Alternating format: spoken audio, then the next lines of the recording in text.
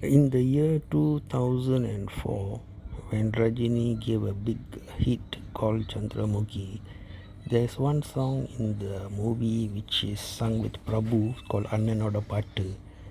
And people noted the peculiarity of this song, which was very much like one of those wedding bands, that kind of a drum beat and all that.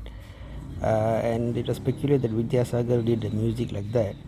But upon deeper inspection, it was mentioned that Rajini was impressed by that famous song Appadi Podu in that BJ film with it's called Gilly, if I remember correctly, and that song was very popular at the time. So he asked for that song to be included in the movie.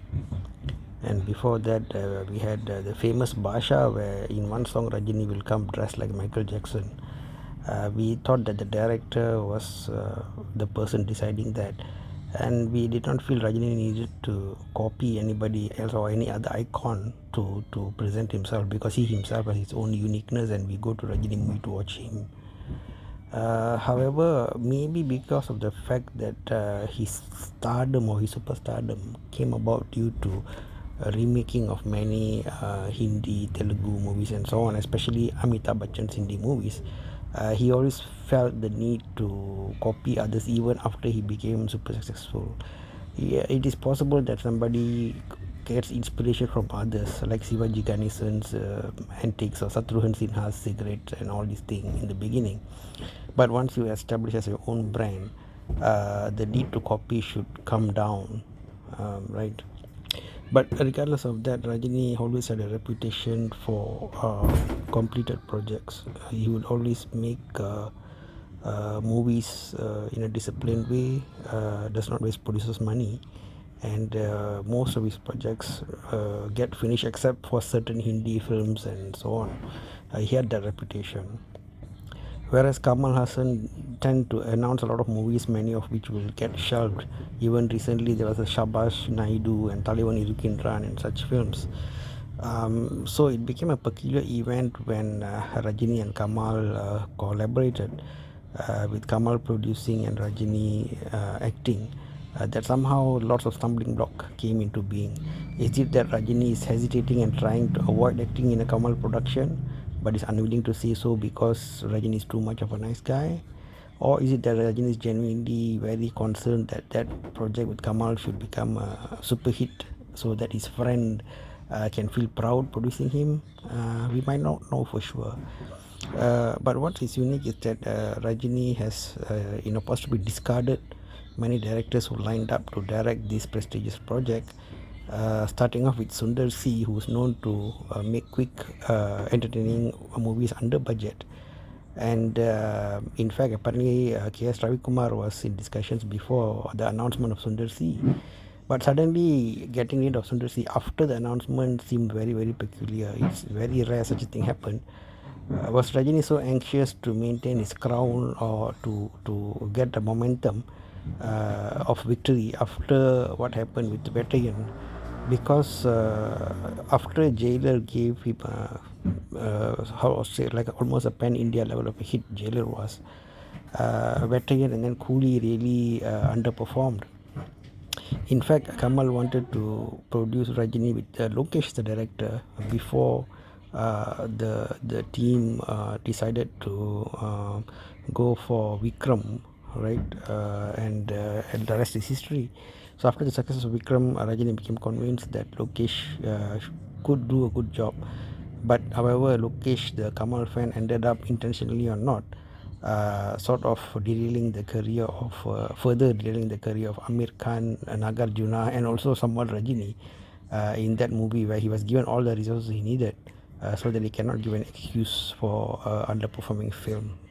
And one interesting note is that I think in that film, Rajini really let Lokesh have total freedom. He just went along with whatever Lokesh wanted. And the initial script Lokesh wanted to do involved Rajini being a super villain like Thanos, with all smaller heroes fighting against him, which was also an interesting concept anyway. However, they ended up doing that Coolie project, which seemed to have poor quality writing in many places. But these issues were there even in prior projects of Lokesh, but somehow they got swept under the carpet. So that's that about Lokesh. So we can't, let's not comment too much on that because Lokesh was given a reasonable chance.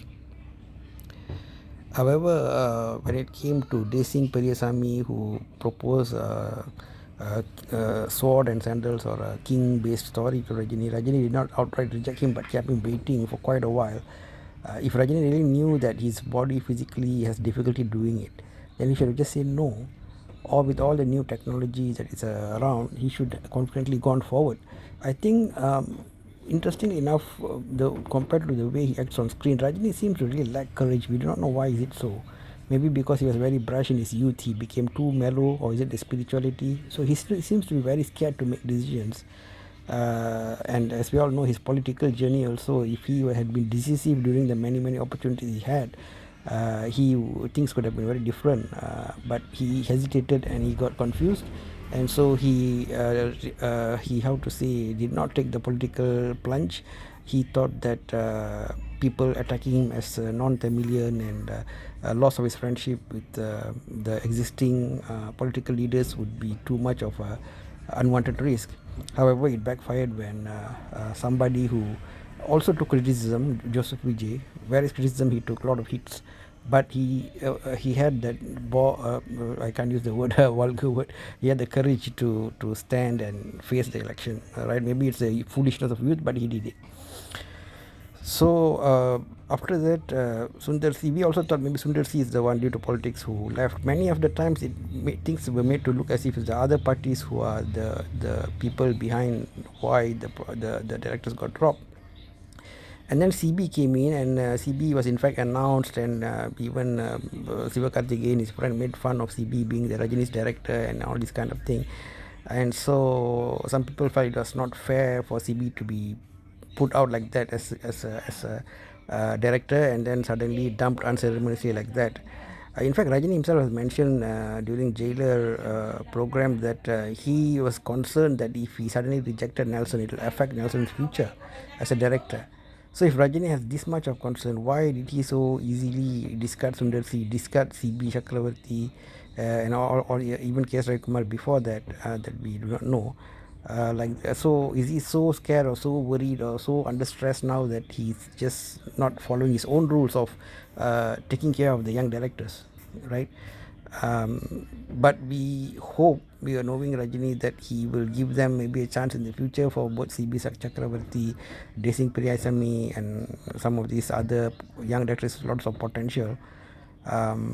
Because in their early phase of their careers, people like CB Chakravarti and all, as it is, he is already been walking around without any good project around after his film Sivakarthikeyan. So that's one problem. So the way Rajini is treating the younger directors, maybe you should be a bit more cautious, get a script, really think things through before making an announcement at the least, right? So that would prevent a lot of heartache and pain among the young people who looked up to him. And the second thing is must stop this obsession with copying everything. The rumors doing the rounds that the CB Chakravarti story, director CB story, Rajini wanted suddenly to make it a spy thriller like Durandar, because Durandar, both parts of it became big hit in Hindi, so he wanted the director apparently to mimic it. So don't copy Rajini.